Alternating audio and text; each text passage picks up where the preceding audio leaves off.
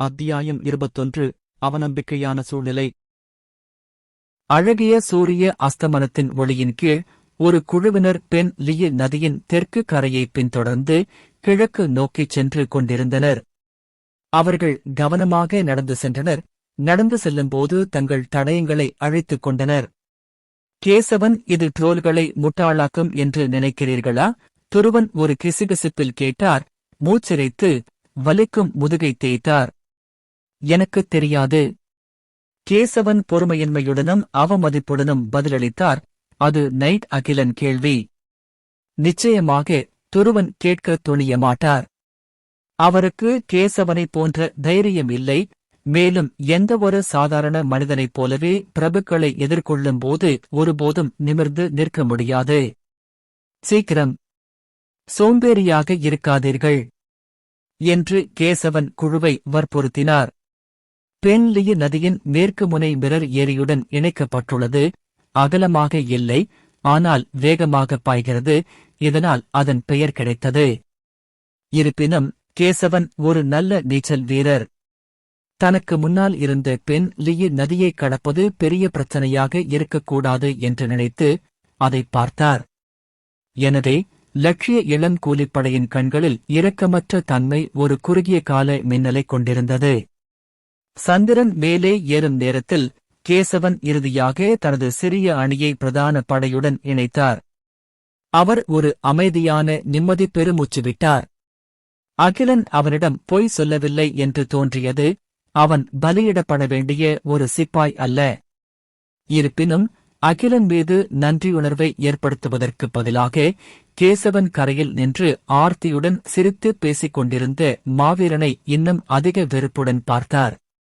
கேசவனின் பார்வையில் அகிலன் இந்த வேலையை அவருக்கு வழங்கியதற்கான காரணம் அவரை சிக்க வைக்கவில்லை என்றால் ஆர்த்தியிடமிருந்து அவரை பிரிக்க வேண்டும் என்பதாகத்தான் இருக்க வேண்டும். என்ன ஒரு கேவலமான வீரனே! மிஸ் ஆர்த்தி, நைட் அகிலன், நீங்கள் பரிந்துரைத்தபடி நான் பணியை முடித்துவிட்டேன். நல்ல வேலை. அகிலன் கேசவனை அர்த்தமுள்ள ஒரு பார்வை பார்த்தான். பின்னர் அவர் அவர்களுக்கு முன்னால் இருந்த பென் லியி நதியைக் காட்டி, இங்கே ஏன் நீரோட்டம் இவ்வளவு வேகமாக இருக்கிறது தெரியுமா என்று கேட்டார். நிலவொளியில் பென் லியி நதியை ஆராய்ந்த கேசவன் திடீரென்று நீரோட்டம்தான் மேல் நோக்கி பார்த்ததை விட வேகமாகவும் கடுமையாகவும் இருப்பதை உணர்ந்தார். ஏன்? கேசவனின் இதயத்தில் ஒரு பதட்டம் எழத் தொடங்கியது. அகிலனின் தனது விரலால் காற்றில் பென் லியி நதியின் வடிவத்தை சாதாரணமாக கண்டுபிடித்து தலைகீழான ஜெய் உருவாக்கினார். ஆறு இங்கு பெரும்பாலும் வளைந்து வண்டல் படிந்து ஆற்றின் கால்வாயை குறுகச் செய்கிறது. எனவே நீர் ஓட்டம் இயற்கையாகவே வேகமடைகிறது. பின்னர் அகிலன் கீழ் நோக்கி சுட்டிக்காட்டி, மேலும் இந்த கூர்மையான வளைவுக்குப் பிறகு ஒரு நீர்வீழ்ச்சி இருக்கிறது என்று தொடர்ந்தார். நீர்வீழ்ச்சியா? கேசவனின் குரல் அதிர்ச்சியால் சற்று சிதைந்து அலறியது. ஆமாம், ஒரு நீர்வீழ்ச்சி. அகிலன் சற்று புதிராக சிரித்தார். சுமார் 70 அல்லது 80 மீட்டர் வீழ்ச்சியுடன். மிக உயரமாக இல்லை, ஆனால் நிச்சயமாக கொல்லும் அளவுக்கு உயரமாக இருக்கும். கேசவனின் இதயம் கனத்துப் போனது. அப்போ இந்த பகுதியிலிருந்து நாம் ஆற்றை கடக்க முடியாது, இல்லையா? ஆர்த்தி திடீரென்று அகிலனின் நோக்கத்தை புரிந்து கொண்டதாக உணர்ந்தாள். மேலும் உற்சாகமாக தொடர்ந்தாள். அதற்கு மேல், இந்த நதி வளைவு ஒரு பாக்கெட் போன்றது. நம் அனைவரையும் சுற்றி வளைத்து தெற்கிலிருந்து உள்ளே அல்லது வெளியே செல்ல ஒரே வழி உள்ளது. இது ஒரு முட்டுச்சந்து போன்றது. கடந்த முறை போலவே நாங்கள் அப்படிப்பட்ட இடத்தில் ஒளிந்திருக்கிறோம் என்றோ வடக்கிலிருந்து தப்பிச் செல்ல முடியும் என்றோ ட்ரோல்கள் நிச்சயமாக கற்பனை செய்து பார்க்க மாட்டார்கள். புத்திசாலி!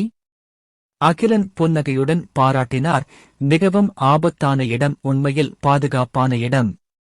அகிலன் அவளை பாராட்டிய போது ஆர்த்தியின் கண்கள் பிறை பிம்பங்களாகச் சுருண்டன. அவளுடைய இராணுவத் திறன்கள் பெரிதும் மேம்பட்டது போல் உணர்ந்தாள். ஆனால் ட்ரோல்கள் அதற்கு விழவில்லை என்றால். கேசவன் குரல் நடுங்கியது. அந்த வாய்ப்பு மிகக் குறைவு என்று அகிலன் அர்த்தமுள்ள வகையில் கேசவனை பார்த்தார். நீங்கள் ஆற்றின் மேல்நோக்கி கடக்கும் தடயங்களைக் கண்டறிந்தால் அதுதான் எங்கள் தப்பிக்கும் பாதை என்று அவர்கள் நிச்சயமாக நினைப்பார்கள். மேலும் இந்த நதி வளைவைச் சுட்டிக்காட்டும் அனைத்து அறிகுறிகளும் ஒரு போலித்தனமாக சந்தேகிக்கப்படும். சரியாக. ஆர்த்தி பொறுமையாக அந்தச் சிறிய கூலிப்படையிடம், நாம் ஒரு முட்டுச்சந்தில் ஒளிந்து கொள்ளும் அளவுக்கு முட்டாள்களாக இருக்க முடியாது என்று பூதங்கள் நிச்சயமாக நினைப்பார்கள். எனவே அவர்கள் தவறான திசையில் துரத்திச் சென்று ஆற்றைக் கடந்தவுடன் நாம் ஆற்றின் வளைவிலிருந்து பாதுகாப்பாக வெளியேறி தெற்கு நோக்கிச் செல்லலாம் என்று கட்டளையிடத் தொடங்கினாள். இந்தப் போரின் சாராம்சத்தை இறுதியாக புரிந்து கொண்டதாக உணர்ந்த ஆர்த்தி உற்சாகமாக இருந்தாள். பின்னர் அவள் தனது ஆசிரியரின் ஒப்புதலைப் பெறுவதற்காக அகிலன் மீது எதிர்பார்ப்புடன் பார்த்தாள். அகிலன் தனது சிரிப்பை அடக்கிக் கொண்டு தீவிரமான முகத்துடன் ஒப்புதலுடன் தலையசைத்தார். இதற்கிடையில் அவர்களுக்கு அடுத்ததாக இருந்த கேசவன் ஏற்கனவே ஒரு தாள் போல வெண்மையாக இருந்தார். நல்ல வேளையாக அது நள்ளிரவில் நடந்தது. யாரும் அதை கவனிக்கவில்லை, அகிலன் தவிர. மிஸ்டர் கேசவன், நீரின் கீழ்நோக்கிச் செல்லும் வழியில் நான் அறிவுறுத்தியபடி எல்லா ஆதாரங்களையும் அழித்துவிட்டீர்களா? நிச்சயமாக, கேசவன் சத்தமாக அறிவித்தார். இருப்பினும் அவரது சற்று மிகைப்படுத்தப்பட்ட நடிப்பு அறிந்தவர்களுக்கு சந்தேகத்திற்குரியதாக தோன்றியது. ஆனால் அகிலன் அவரை நம்புவது போல் தோன்றியது. அது நல்லது. நாம் எந்த தெளிவான தடயத்தையும் விட்டுச் செல்லாதவரை ட்ரோல்களை முட்டாளாக்க முடியும். அன்று இரவு கேசவன் தூங்க முடியாமல் புரண்டு புரண்டு கொண்டிருந்தான். இரவின் மறைவின் கீழ் பலமுறை ஓடிப்போக விரும்பினான். ஆனால் வரும் ட்ரோல்களை நேருக்கு நேர் சந்திப்பானோ என்று பயந்தான். சில சமயங்களில் அவர் அகிலன் மீது சபித்தார். முட்டாள்தனமான திட்டத்திற்கு அவரை குறை கூறினார். ஆற்றைக் கடக்கும்போது தடயங்களை விட்டுச் சென்று புத்திசாலித்தனமாக இருக்க முயற்சித்ததற்காக அவர் வருத்தப்பட்டார். நிச்சயமாக பெரும்பாலான நேரங்களில் அவர் ஆர்த்தி அழகான உருவத்தின் மீது வெறி கொண்டிருந்தார். முன்னால் இருக்கும் மரணப்பொறியிலிருந்து தப்பிக்க அவளுடைய மந்திரத்தை பயன்படுத்த அவளை வற்புறுத்த முடியும் என்றும் பின்னர் அவர்கள் என்றென்றும் மகிழ்ச்சியாக வாழ முடியும் என்றும் நம்பினார். கேசவன், என்ன ஆச்சு? கேசவன் கண்களைத் திறந்து முணுமுணுத்தான். லேடி ஆர்த்தியை பற்றிய அவரது கற்பனை காற்றில் கரைந்து போனது. அவருக்கு முன்னால் துருவனின் அசிங்கமான கருப்பு முகம் மட்டுமே எஞ்சியிருந்தது. நாங்கள் முடித்துவிட்டோம். ட்ரோல்கள் எங்களைக் கண்டுபிடித்து அவர்கள் எங்கள் திசையில் வருகிறார்கள். கேசவன் முழுவதும் குளிராக உணர்ந்தான். அவனுடைய கடைசி துளி அதிர்ஷ்டமும் ஒரு தடயமும் இல்லாமல் மறைந்துவிட்டது.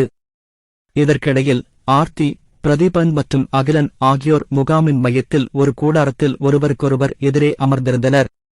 இப்போது நாம் என்ன செய்ய வேண்டும் என்று ஆர்த்தி தன் குரலில் இருந்த நடுக்கத்தை அடக்க முயன்று கேட்டாள். போரின் சாராம்சத்தை இப்போதுதான் புரிந்து கொண்டது போல் உணர்ந்த அந்த பெண் மந்திரவாதி திடீர் முன்னேற்றத்தால் உடனடியாக யதார்த்தத்திற்கு திரும்பினார். சண்டியன் குதிரைப்படை சரியாக என்ன கண்டுபிடித்தது என்று அகிலன் ஆச்சரியப்படும் விதமாக அமைதியாக கேட்டார். பிரதீபன் அதே அளவு அமைதியாக இருந்தார். 2 ஓநாய் குதிரைப்படை படைகள், ஒன்று வடக்கு நோக்கி ஆற்றின் மேல் நோக்கிச் செல்கிறது, மற்றொன்று ஆற்றங்கரை வழியாக எங்கள் வழியே செல்கிறது. நாம் உண்மையில் இங்கே ஒளிந்து கொண்டிருக்கிறோமா என்பது எதிரிக்குத் தெரியவில்லை போலிருக்கிறது. அகிலன் சிரித்துக்கொண்டே, எத்தனை ஓநாய் குதிரைப்படைகள் நம் வழியில் வருகின்றன என்று கேட்டார். சுமார் 700 முதல் 800 வரை. அப்போ நாம எதற்காக காத்திருக்கிறோம்? அகிலன் தன் கைகளை விரித்து, போராடுவோம் என்றான். ஆனால் ஆர்த்தி கண்கள் திகிலால் நிறைந்திருந்தன. அவர்களின் பக்கம் அதிகமான வீரர்கள் இருந்தபோதிலும் வரும் ஓநாய் படையின் வலிமையை அவர்களால் ஈடு செய்ய முடியாது என்பதை ஆர்த்தி கூட அறிந்திருந்தார். தப்பி ஓடிய வீரர்களை கைவிட வேண்டாம் என்று முடிவு செய்தபோது அவள் இறக்கத் தயாராக இருந்த போதிலும் அகிலன் திட்டம் அவளுக்கு நம்பிக்கையை தந்தது. உளவியல் பற்றி உங்களுக்கு ஏதாவது தெரிந்திருந்தால், தற்கொலை எண்ணம் கொண்ட ஒருவர் ஏதேனும் ஒரு காரணியால் தற்காலிகமாக நிறுத்தப்பட்ட பிறகு அந்த தடை பின்னர் மறைந்தாலும் மீண்டும் தற்கொலை செய்து கொள்ளும் தைரியத்தை திரட்டுவது மிகவும் கடினம் என்பதை நீங்கள் அறிவீர்கள். ஆர்த்தியின் உளவியல் நிலை அப்படித்தான் இருந்தது.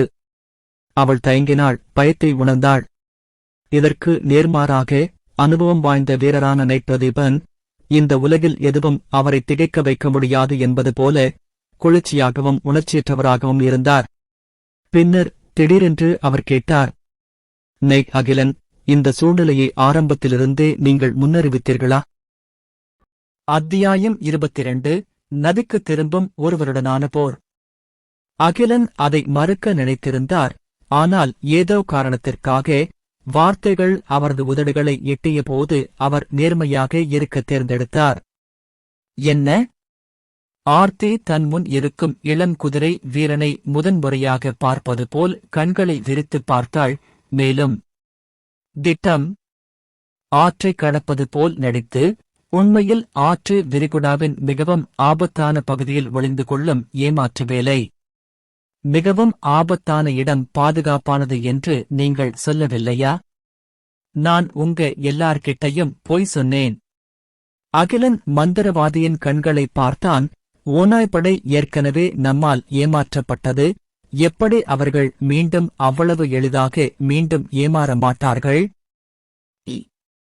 ஆர்த்தி ஆழ்ந்து மூச்சு எடுத்து படிப்படியாக அமைதியடைந்தாள். அவளுக்கு தைரியம் குறையவில்லை.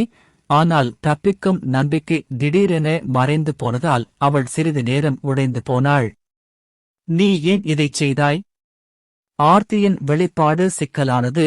மேலும் அகிலனின் அவள் இதயத்தில் நிலைநிறுத்திய வீர பிம்பம் சரிந்து கொண்டிருந்தது.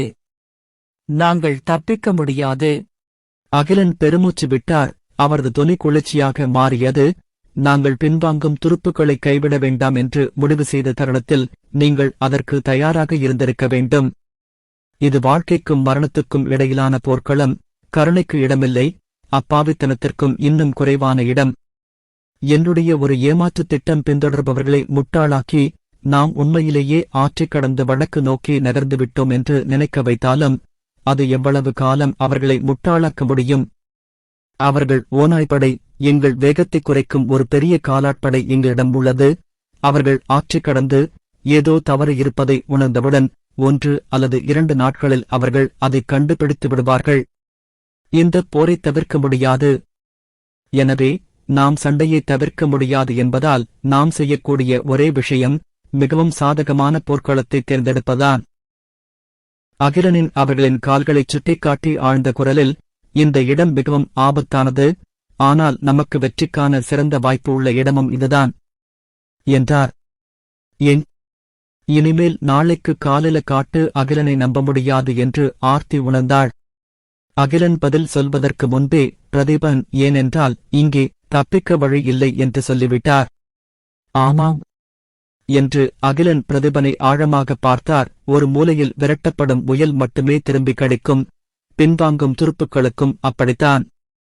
திறந்த வழியில் ஓநாய் குதிரைப்படையினரிடம் நாம் சிக்கினால் அவர்களின் முதல் தாக்குதலிலேயே நாம் சேகரித்த பின்வாங்கும் படைகள் நிச்சயமாக உடைந்து எல்லா திசைகளிலும் சிதறிவிடும் என்பதில் சந்தேகமில்லை. எனவே அவர்கள் தப்பிக்க வழி இல்லாமல் இருக்க வேண்டும். நாம் அவர்களை கைவிட விரும்பவில்லை என்றால் அவர்கள் நம்மை கைவிட நாம் ஒருபோதும் அனுமதிக்க முடியாது. 1. நாம் ஒரே போரில் வெற்றி பெறுவோம், அல்லது நாம் அனைவரும் இங்கே ஒன்றாக அழிந்து போவோம். அகிலனின் எதிரொலிக்கும் வார்த்தைகள் ஆர்த்தியின் மனதை குழப்பத்தில் ஆழ்த்தின. தன் கண்களுக்கு முன்பாக அந்த இளம் வீரனை எப்படி மதிப்பிடுவது என்று அவளுக்கு இனி தெரியவில்லை. அவன் செய்தது சரியா தவறா என்பதும் அவளுக்கு தெரியாது. விண்டர்ஃபில் நகரில் கழித்த குழந்தை பருவமாக இருந்தாலும் சரி, எவர் டவரில் மாணவர் வாழ்க்கையாக இருந்தாலும் சரி, ஆர்த்தி சந்தித்து அனைத்தும் எளிமையாகவும் அழகாகவும் இருந்தன. நிச்சயமாக இதுவும் அவள் உன்னத பிறவி நன்கு பாதுகாக்கப்பட்டதால்தான். அப்படிச் சொன்னாலும் அவளுக்கு தீமையைப் பற்றிய புரிதல் இல்லாமல் இல்லை. இருப்பினும் அவள் இதற்கு முன்பு அகிலன் போன்ற ஒருவரை சந்தித்ததில்லை. துணிச்சலான அச்சமற்ற வீரனா? சாதுரியமான மேதையா? நளினமும் நற்பண்பும் கொண்ட ஒரு மனிதனா? மக்களின் இதயங்களை சூழ்ச்சி செய்யும் ஒரு பிசாச்சா? அவருடைய உண்மையான முகம் எதுவென்று அவளுக்குத் தெரியவில்லை. அல்லது அவர்கள் அனைவரும் தானா? மனமுதிர்ச்சி இன்னும் முழுமையடையாத ஆர்த்தியைப் போலல்லாமல் பிரதீபனின் எதிர்வினை மிகவும் எளிமையானது. இந்த அனுபவமிக்க மாவீரர் செயல்திறனில் அதிக கவனம் செலுத்தினார் உங்கள் உத்தி வேலை செய்யும் என்று நீங்கள் உறுதியாக நம்புகிறீர்களா? உங்களுக்கு தெரியும், அஜயன் ஒரு காலத்தில் இதே போன்ற திட்டத்தை வைத்திருந்தார். நீங்க மிரர் லேக் போரை பத்தி சொல்றீங்க இல்லையா? பிரதீபன் அப்படி கேட்பார்னு அகிலன் அப்போதே தெரிஞ்சிட்டிருந்தாரு போல. ஆம், நான் ஒப்புக்கொள்ள வேண்டும். என் திட்டம் அஜயனால் ஈர்க்கப்பட்டது. அகிலன் தீவிரமாகச் சொன்னான். ஆனால் அவன் மனதில் அவன் கண்களைச் சுழற்றிக் கொண்டிருந்தான். சவால்களுக்கு எதிரான போராட்டங்கள், திரும்பிச் செல்லாமல், மூழ்காமல் அல்லது நீந்தாமல் இருக்க வேண்டும் என்ற விரக்தி, மரணத்தின் விளிம்பிலிருந்து மீண்டும் உயிர் பெறுவதற்கான உத்தி ஆகியவை இனி வேறொரு காலத்திலும் இடத்திலும் புதுமையான உத்திகள் அல்ல. ஆனால் இந்த காலவரிசையில் அவை இன்னும் தோன்றவில்லை. மிரர் ஏரியில் அஜயன் ஏற்பாடு உண்மையில் முரண்பாடுகளுக்கு எதிரான போரின் முன்மாதிரியைக் கொண்டிருந்தது. ஆனால் அகிலன் பார்வையில் அஜயன் விவரங்களை மோசமாக கையாண்டார். ஆனாலும் இந்த விவரங்கள்தான் வெற்றி தோல்வியை தீர்மானிக்கின்றன. மூழ்குவது அல்லது நீந்துவது போன்ற அதே உத்தி ஜிங்சிங்கில் ஹான்சினின் முரண்பாடுகளுக்கு எதிரான போரின் உன்னதமான உதாரணத்திற்கு வழிவகுத்தது. அதே நேரத்தில் மாசு ஜீட்டிங்கில் தோல்வியில் மட்டுமே முடிந்தது, யுகங்கள் முழுவதும் ஏளனத்திற்கு ஆளானது. இன்னொரு அஜயனாக மாற மாட்டேன் என்று அகிலன் உறுதியாக நம்புகிறார். பிரதீபனுக்கு இந்த நம்பிக்கை இருப்பதாக தெரியவில்லை. மேலும் அஜயனின் உத்தி மிரர் ஏரியில் தோல்வியடைந்தது. பென் லியு நதியிலும் இதேபோன்று உத்தியை செயல்படுத்தி வெற்றி பெற முடியும் என்று நீங்கள் ஏன் நினைக்கிறீர்கள் என்று குளிர்ச்சியாக கேட்டார். ஏனென்றால் அஜயன் 2 பெரிய தவறுகளைச் செய்தார். முதலாவதாக, அவர் அவ்வளவு இரக்கமற்றவராக இல்லை. மிரர் ஏரியில் உள்ள முகாம் தண்ணீருக்கு முதுகில் இருந்த போதிலும் அது உண்மையில் ஒரு முட்டுச்சந்தாக இருக்கவில்லை. வால் திரும்பிய துருப்புக்களைப் பற்றி யோசித்துப் பாருங்கள். அவர்களில் பலர் ஏரியில் குதித்து தப்பிக்க முடிந்தது. அதனால்தான் பென்லியு நதிக்கரையில் இந்த இடத்தை தேர்ந்தெடுத்தேன்.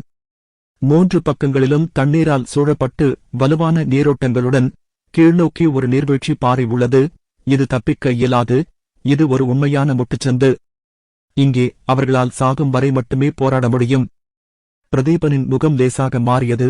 2வது தவறு என்று அவர் தொடர்ந்து கேள்வி எழுப்பினார். அஜயனின் 2வது தவறு என்னவென்றால், மிரர் லேக் முகாமில் பல்வேறு வீரர்களை மரணம் வரை போராட வழிநடத்தும் திறன் கொண்ட யாரையும் அவர் விட்டுச் செல்லவில்லை என்று அகிலன் பிரதீபனை நோக்கி கையசைத்தார். நீங்கள் திறமையானவர் அல்ல என்று நான் சொல்லவில்லை. நான் உண்மையில் தகுதியற்றவன். மேலும் நான் அந்த இடத்தை விட்டு ஓடிவிட்டேன். பிரதீபன் சிறிதும் கலங்கவில்லை. இந்த ஸ்டோயிக் நைட்டையே அகிலன் இன்னும் அதிகமாக பாராட்டினார். மேலும் தொடர்ந்தார். அந்தச் சூழ்நிலையில் மிரர் ஏரியில் உள்ள முகாமுக்கு தற்காலிக வீரர்களை நிலைப்படுத்தவும், ட்ரோல்களை தொந்தரவு செய்யாமல் இருக்கவும் உயர் மதிப்புமிக்க ஒரு பிரபு தேவைப்பட்டார். இந்த வழியில் அஜயன் இராணுவத்தை வழிநடத்தி டிரோல்களை பின்னால் இருந்து தாக்கும்போது வெற்றி பெறுவதற்கான வாய்ப்பு மிக குறைவாகவே இருக்கும். உண்மையிலேயே பரிதாபம், அஜயன் மிரர் லேக் முகாமில் யாரையும் கணிசமான அளவில் விட்டுச் செல்லவில்லை. ஆனா நாங்க அதே தப்பைச் செய்ய மாட்டோம். இந்த கட்டத்தில் அகிலன் முன்னேறி ஆர்த்தியை நெருங்கி அவள் கண்களில் உறுதியாக கூறினான், எனவே இந்த முறை நான் நதி விரிகுடாவின் முட்டுச்சந்தில் கிரே கோட்டையின் பரோனின் முதல் வாரிசு நிலையில் இந்த வீரர்களுடன் வாழவோ அல்லது சாவோ இங்கேதான் இருப்பேன். மிஸ் ஆர்த்தி, நீங்க என்ன பண்றீங்கன்னு எனக்கு ஆச்சரியமா இருக்கு. நிச்சயமாக நானும் தங்குவேன், ஆர்த்தி தயக்கமின்றி சொன்னாள். இந்த நேரத்தில் அவள் மீண்டும் ஒருமுறை அகிலனை நம்ப முடிவு செய்துவிட்டாள். நிச்சயமாக அவளுக்கு வேறு வழியில்லை. இங்குள்ள அனைவரும் உண்மையில் அகிலனின் கணக்கிடப்பட்ட திட்டங்களில் விழுந்துவிட்டார்கள். அகிலன் தலையசைத்துவிட்டு பிரதீபனை நோக்கித் திரும்பினார். நைட் பிரதீபன், இப்போதைக்கு நதி விரிகுடாவிலிருந்து குதிரைப்படையை வழிநடத்தும்படி நான் உங்களிடம் கேட்டுக்கொள்கிறேன். பூதங்கள் எங்களைத் தாக்கும்போது நீங்கள் உங்கள் படைகளை பின்னால் இருந்து வழிநடத்திச் சென்று தாக்கலாம். நான் ரிவர் பேயில் தங்கினால் நீங்கள் குதிரைப்படையை வழிநடத்தினால் என்று பிரதீபனின் கண்கள் மின்னின. இல்லை, இது பிரதீபனிடமிருந்து ஒரு சோதனை என்று அவருக்குத் தெரிந்ததால் பிரதீபனின் திட்டத்தை அகிலன் உடனடியாக நிராகரித்தார். முன்னணியில் விடப்பட்டவர்கள் மிகவும் ஆபத்தான நிலையில் உள்ளனர். அதே நேரத்தில் குதிரைப்படைகளை வழிநடத்துபவர் தப்பிக்க இன்னும் வாய்ப்பு இருக்கலாம். எனவே மற்றவர்கள் அவரை நம்புவதற்கு அகிலன் தங்குவதை மட்டுமே தேர்வு செய்ய முடியும். ரிவர் பேயில் தங்கியிருப்பவருக்கு போதுமான செல்வாக்கு இருக்க வேண்டும். நான் உங்களை விட தங்குவதற்கு மிகவும் பொருத்தமானவன். மேலும் அந்த குதிரைப்படைகள் உங்கள் ஆட்கள், அவர்கள் உங்கள் கட்டளையின் கீழ்ப்போரில் சிறப்பாக செயல்படுவார்கள். பிரதீபனின் கண்கள் மாறின. அப்போதுதான் அகிலன் தனது தேர்வில் தேர்ச்சி பெற்றதை அவன் உணர்ந்தான். சம்மதத்துடன் தலையசைத்தான். பின்னர் அகிலன் ஆர்த்தியை பார்த்து, உன் பரம்பரை உன்னதமானது என்று எனக்குத் தெரியும். எனவே போருக்கு முன் உன் உண்மையான அடையாளத்தை வெளிப்படுத்த முடிந்தால் அது அந்த வீரர்களை பெரிதும் ஊக்குவிக்கும். நிச்சயமாக உங்களுக்கு ஏதேனும் கவலைகள் இருந்தால் நான் கட்டாயப்படுத்த மாட்டேன். ஆர்த்தி ஒரு கணம் உறைந்து போனாள். எதுவும் பேசவில்லை. அவள் விரும்பவில்லை என்று அகிலன் கருதத் தொடங்கிய போது அவன் தெளிவான, உறுதியான குரலைக் கேட்டான். சரி. அத்தியாயம் 23. ஆர்த்தியை நம்பும் மக்கள். நைட் பிரதீபன் குதிரைப்படையை நதி விரிகுடாவிலிருந்து வெளியே அழைத்துச் சென்றதால் முழு முகாமும் உடனடியாக பீதியில் ஆழ்ந்தது. நெருங்கி வரும் ட்ரோல் உல்ஃப் குதிரைப்படை பற்றிய செய்தி ஏற்கனவே பரவியிருந்தது. மக்கள் முதலில் பயந்தனர். ஆனால் இப்போது பிரதீபன் மற்றவர்களும் தங்கள் பதவியை கைவிட்டு விட்டதாக நம்பினர். இது குளவி கூட்டை மேலும் கிளர்ச்சியடையச் செய்தது. பலர் ஏற்கனவே அமைதியாக ஒன்று கூடி தங்கள் பொருட்களை மூட்டை கட்டிக்கொண்டு தப்பி ஓடத் தயாராகிக் கொண்டிருந்தனர். இந்த நேரத்தில் ஆர்த்தியும் அகிலனும் அனைவருக்கும் முன்பாக தோன்றி தற்காலிகமாக அவர்களை அமைதிப்படுத்தினர். முழு முகாமிலும் மிக உயர்ந்த அந்தஸ்துள்ள 2 பேர் வெளியேறவில்லை என்பதைக் கண்டதும் இன்னும் நம்பிக்கை இருப்பதாக அனைவரும் உணர்ந்தனர். அவர்கள் கைவிடப்படவில்லை என்பதை அவர்கள் உணர்ந்தனர். இருப்பினும் நைட் பிரதீபன் புறப்பாடும் அவரை பின்தொடர்பவர்கள் நெருங்கி வருவதை பற்றிய செய்தியும் அனைவரின் முகங்களிலும் பதட்டத்தையும் அமைதியின்மையையும் ஏற்படுத்தியது. அனைவரின் நரம்புகளும் உடைந்து போயிருந்தன. அவர்களால் இனி எந்த கிளர்ச்சியையும் தாங்க முடியவில்லை. அவர்கள் ஆர்த்தியும் அகிலனும் கூர்ந்து நோக்கினர். அவர்களிடமிருந்து ஏதாவது நல்ல செய்தி கிடைக்கும் என்ற நம்பிக்கையில். இந்த காலத்தில் பொதுமக்கள் தொலைந்து போன ஆட்டுக்குட்டிகளின் கூட்டமாக இருந்தனர். அவர்கள் அறியாமை, தகவல் இல்லாதவர்கள், கூச்ச சுபாவமுள்ளவர்கள். அவர்களுக்கு தங்கள் சொந்த விதியின் மீது எந்த கட்டுப்பாடும் இல்லை. மேலும் அவர்கள் கட்டுப்பாட்டை எடுக்கக்கூட துணியவில்லை. அதனால்தான் அவர்கள் தங்கள் தலைவிதியை பிரபுக்களின் கைகளில் ஒப்படைத்தனர். பிரபுக்கள் தங்களை செல்வதற்கும் பெருமைக்கும் வழிநடத்துவார்கள் என்று நம்பினர். அவர்கள் உணராதது என்னவென்றால் பிரபுக்களின் வழிகாட்டுதல் பெரும்பாலும் அவர்களின் அடிமைத்தனத்தின் விலையில் வருகிறது. அந்த நேரத்தில் ஆர்த்தி மக்களின் கண்களில் இந்த குழப்பத்தையும் இந்த ஏக்கத்தையும் கண்டாள். நிச்சயமாக அவள் அவர்களை ஏமாற்ற மாட்டாள். அவள் ஒரு வார்த்தை கூட பேசவில்லை. முகாமில் இருந்த அனைவரையும் அமைதிப்படுத்த ஒரே ஒரு அசைவு போதுமானதாக இருந்தது. அவள் தன் முக்காட்டைத் தூக்கினாள். விடியலின் மெல்லிய வெளிச்சம் கோடுகளாக பரவி திரையின் அடியில் அவளுடைய பிரமிக்க வைக்கும் முகத்தை கோடிட்டுக் காட்டியது. நேரம் அசையாமல் நின்றது போல் தோன்றியது. அந்த நொடியில் அனைவரும் மூச்சை பிடித்துக் கொண்டதால் அமைதியின்மை கலைந்தது. அழகான, உறுதியான, சற்று கூச்ச சுபாவமுள்ள அந்த இளம் பெண்ணை தொந்தரவு செய்ய அவர்கள் பயந்ததைப் போல இருந்தது. ஆனால் இந்த அழகான காட்சியை முழுமையாக பாராட்ட யாருக்கும் நேரம் கிடைப்பதற்குள் ஆர்த்தி பேசினாள். பாய்ந்து ஓடும் பெண் லிய நதியின் சத்தம் கூட அவளுடைய மென்மையான ஆனால் உறுதியான குரலை அடக்க முடியவில்லை. என் பெயர் ஆர்த்தி செயின்ட் ஹில்டே. நான் வடக்கு டியூக் செயின்ட் ஹில்டேவின் வளர்ப்பு மகள். தத்தெடுக்கப்பட்ட மகள். எனவே அவள் வடக்கு டியூக்கின் வளர்ப்பு மகள். அதிர்ச்சியின் அலை அவரை தாக்கியதால் அகிலன் கண்கள் விரிந்தன. இந்த உலகில் தத்தெடுக்கப்பட்ட குழந்தைகளுக்கு வாரிசுரிமை உண்டு என்பதை அறிந்து கொள்ள வேண்டும். பிரபுக்களால் வெறுக்கப்படும் முறைகேடான குழந்தைகளைப் போலல்லாமல் தத்தெடுக்கப்பட்ட குழந்தைகள் இம்பீரியல் செனட்டால் அங்கீகரிக்கப்பட்ட சட்டப்பூர்வ வாரிசுகளாக கருதப்படுகிறார்கள். அவர்களின் பரம்பரை உரிமைகள் நேரடி சந்ததியினரை விட சற்று கீழே உள்ளன. எனவே ஒரு பிரபுவின் தத்தெடுக்கப்பட்ட குழந்தையாக இருக்க ஒருவரின் இரத்த வம்சாவளி முதலில் தூய்மையானதாகவும் உன்னதமானதாகவும் இருக்க வேண்டும். அவர்களின் பெற்றோரில் யாராவது ஒரு சாதாரண குடிமகனாக இருந்தால் அவர் அல்லது அவள் ஒருபோதும் ஒரு பிரபுவால் சட்டப்பூர்வமாக தத்தெடுக்கப்பட மாட்டார்கள். இரண்டாவதாக, ஒரு வாரிசை தத்தெடுக்கப்பட்ட குழந்தையை அங்கீகரிப்பதற்கு ஈடாக இம்பீரியல் செனட்டிற்கு மிகப்பெரிய தத்தெடுப்பு வரி செலுத்தப்பட வேண்டும். பிரபுக்கள் தத்தெடுப்பு உரிமைகளை துஷ்பிரயோகம் செய்வதையும் மரபுரிமைச் சட்டத்தின் இயல்பான ஒழுங்கை சீர்குலைப்பதையும் தடுக்க இந்த தத்தெடுப்பு வரி விதிவிலக்காக அதிகமாக உள்ளது. ஒரு சிறிய பிரபுத்துவ குடும்பம் திவாலானாலும் அவர்களால் இந்த வரியை செலுத்த முடியாது. செயின்ட் ஹில் குடும்பம் போன்ற உயர் பிரபுத்துவ குடும்பத்திற்கு கூட இந்த தத்தெடுப்பு வரி செலுத்துதல் நீண்ட காலத்திற்கு வலிக்கும். எனவே பிரபுக்கள் தத்தெடுப்பதில் மிகவும் எச்சரிக்கையாக இருக்கிறார்கள். பொதுவாக நேரடி சந்ததியினர் இல்லாத செல்வந்தர்களாக இருக்கும் பிரபுக்கள் மட்டுமே தங்கள் பட்டப்பெயர் தங்களுக்கு பிடிக்காத ஒருவரின் கைகளில் விழுவதை தடுக்க தங்கள் நீட்டிக்கப்பட்ட குடும்பத்திலிருந்து ஒரு விருப்பமான உறுப்பினரை தத்தெடுப்பதற்கு தேர்ந்தெடுப்பார்கள். 3 மகன்களைக் கொண்ட டியூக் இல்டே ஆர்த்தியை ஏன் தத்தெடுக்கிறார், மேலும் அவளை ஒரு மந்திரவாதியாக பயிற்றுவிக்க எவருக்கு அனுப்புகிறார் என்பதை அகிலன் புரிந்து கொள்ளவில்லை. ஆனால் அது வடக்கு டியூ பட்டத்தை பெறும் வரிசையில் 4வது இடத்தில் ஆர்த்தியின் நிலையை பாதிக்கவில்லை. அதனால்தான் அவள் நைட் பிரதிபன் அழியாத விசுவாசத்தைப் பெற்றாள். அதனால்தான் அவளுக்கு என் குடிமக்கள் போன்ற விஷயங்களைச் சொல்ல உரிமை இருந்தது. எனவே பெண் லியு நதிக்கரையில் அவள் தனது உண்மையான அடையாளத்தை வெளிப்படுத்திய போது முன்பு பீதியடைந்த வீரர்கள் மிகவும் அதிர்ச்சியடைந்தனர், மிகவும் உற்சாகமடைந்தனர்.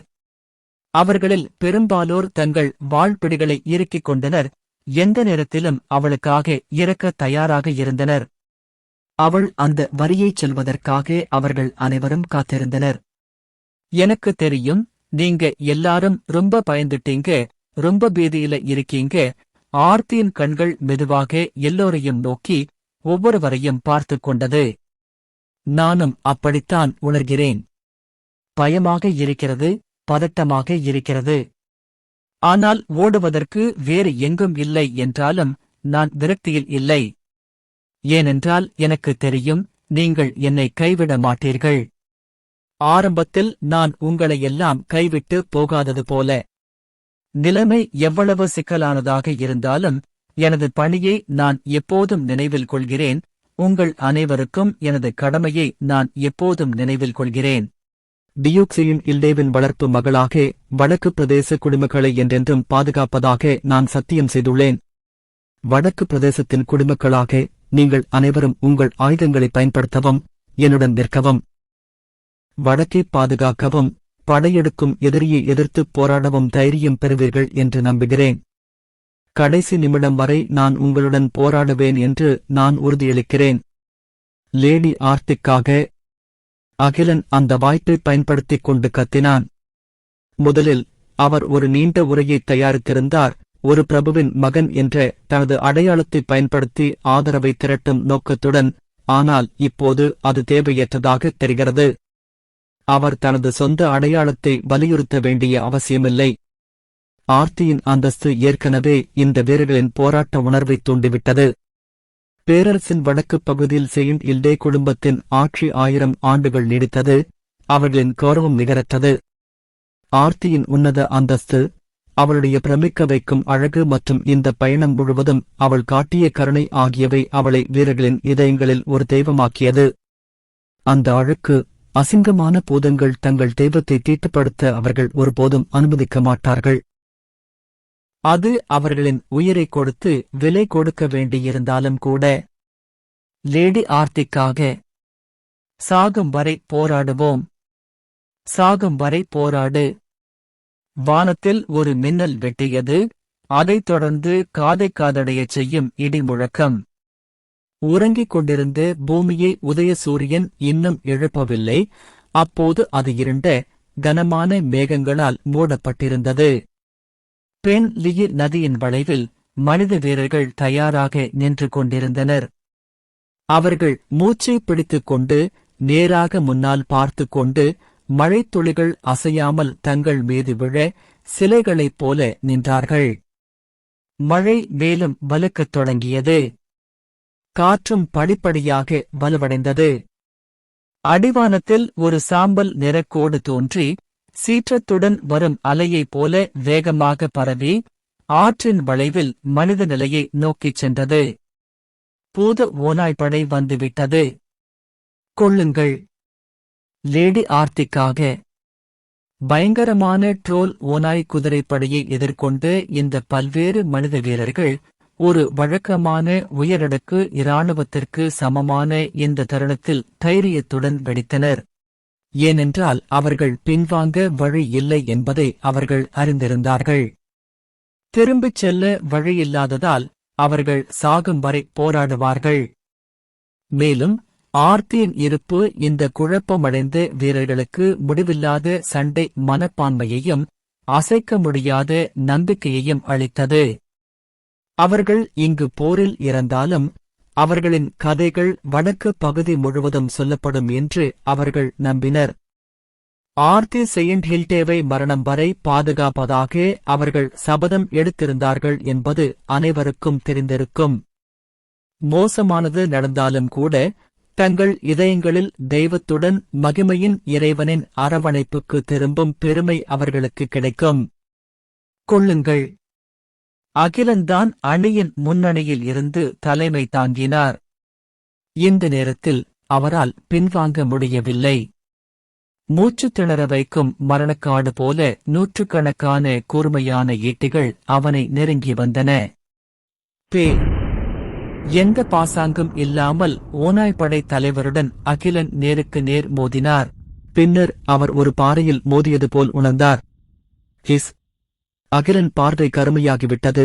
மிகுந்த வலி அவரை கிட்டத்தட்ட மயக்கமடையச் செய்தது. உடல் முழுவதும் எலும்புகள் நொறுங்கி நொறுங்கும் சத்தமும் மார்பில் ஈட்டி பாய்ந்து விழும் சத்தமும் கூட அவனால் தெளிவாக கேட்க முடிந்தது. தலைச்சுற்றல் மற்றும் திசை திருப்பப்பட்ட அவருக்கு தான் எவ்வளவு தூரம் தூக்கி எறியப்பட்டோம் என்று தெரியவில்லை. தரையிறங்கியதும் அவர் வாய் நிறைய இரத்தத்தை இருமினார். அதே நேரத்தில் மிகவும் விரக்தியடைந்தார். ஹீரோவாக நடிப்பதுதான் திட்டம், ஆனால் யார் எதிர்பார்த்திருப்பார்கள்? உடனே அவர் ஒரு உயர்மட்ட ட்ரோல் சாமுராயை சந்தித்தார். இது ரொம்ப சீக்கிரமா செத்துப் போயிடுச்சு இல்லையா? அத்தியாயம் 24. அகிலனின் நடிப்புத் திறன். இளம் மாஸ்டர் அகிலன். குழப்பமான போர்க்களத்தில் அகிலன் பறந்து விழுவதை 2 பேர் மட்டுமே கவனித்தனர். ஒருவர் நைட் ரோஷன், மற்றவர் ஆர்த்தி. ரோஷன் அகிலன் பக்கத்திலேயே இருந்தார். ஆனால் அகிலன் தாக்கத்தில் பறந்து செல்வார் என்று அவர் கூட எதிர்பார்க்கவில்லை. உதவி செய்வதற்கு முற்றிலும் தாமதமாகிவிட்டது. மேலும் அவர் அணியின் முன்னணியில் இருந்ததால் ரோஷனும் வரும் ட்ரோல்களை எதிர்த்து போராடுவதில் மிகவும் மும்முரமாக இருந்ததால் அகிலனின் நிலைமையை சரிபார்க்க அவருக்கு நேரம் இல்லை. ஆர்த்தியை பொறுத்தவரை இவ்வளவு நேரமும் அவள் அகிலன் மீது கவனம் செலுத்தவில்லை. ட்ரோல் ஓநாய் படை தோன்றியதிலிருந்து அவள் பின்னால் ஒளிந்து கொண்டு தனது மந்திரத்தை தயாரித்துக் கொண்டு முன்பக்க சூழ்நிலையை முற்றிலும் மறந்தவளாகவும் முழுமையாக ஆக்கிரமிப்புடனும் இருந்தாள். அகிலன் வானத்திலிருந்து இறங்கி அவள் கால்களுக்கு அருகில் இறங்கும் வரை அவள் திடுக்கிடவில்லை. அதிர்ஷ்டவசமாக அவள் தயாரித்து வந்த மந்திரம் இப்போதுதான் விடுவிக்கப்பட்டு அவள் ஓய்வில் இருந்தாள். இல்லையெனில் அவள் அகிலன் மீது பயந்து அவளுடைய மந்திரங்களைச் சீர்குலைத்துவிடும் அளவுக்கு பயந்திருக்கலாம். அகிலன், நீ நலமா? ஆர்த்தி தன் முன் படுத்துக் கொண்டிருக்கும் அகிலனை பார்த்தாள். அவள் மனம் குழப்பத்தில் மூழ்கியது. ஏனென்றால் அகிலனின் காயங்கள் பார்ப்பதற்கு உண்மையிலேயே அதிர்ச்சியளிப்பதாகத் தோன்றியது. ஒரு ஈட்டி அவன் மார்பில் செங்குத்தாகத் துளைத்து அவனை தரையில் ஆணியெடுத்தது. இத்தகைய காயங்களுடன் ஆர்த்தி அவருக்கு உதவ விரும்பினாலும் எங்கிருந்து தொடங்குவது என்று அவளுக்கு தெரியாது. இந்த நேரத்தில் அகிலன் வலியால் பற்களைக் கடித்துக் கொண்டிருந்தார். வேதனையான வலி அவரை சுயநினைவை இழக்கச் செய்தன. அவர் முதலில் மயக்கம் அடைய விரும்பினார். ஆனால் ஆர்த்தியை அவர் பக்கத்தில் பார்த்ததும் திடீரென்று தனது எண்ணத்தை மாற்றிக்கொண்டார். இறந்துவிட்டதாக நடிப்பதற்கான நேரம் இதுவல்ல. ஆர்த்தி மீது ஆழமான தாக்கத்தை ஏற்படுத்த இந்த பொன்னான வாய்ப்பை அவர் தவறவிட்டால் அது அவருக்கு பெரும் இழப்பாக அமையாதா? எல்லாவற்றிற்கும் மேலாக இந்த இளம் மற்றும் அழகான பெண் மந்திரவாதி வடக்கு டியூக்கின் 4வது வாரிசு. அவள் ஒரு செல்வாக்கு மிக்க நபராக இருந்தாள். ஆங்லர் குடும்பத்தின் பிரபுக்களுக்காக இரகசியமாக சதி செய்து கொண்டிருந்த கவுண்ட் மிருகலோஷனை அகிலன் தோற்கடிக்க விரும்பினால் இந்த வாய்ப்பை அவர் தீவிரமாக பயன்படுத்திக் கொள்ள வேண்டும். மிஸ் ஆர்த்தி, எனக்கு உதவுங்கள். எப்படி? நான் எப்படி உதவ முடியும்? அதை வெளியே இழு.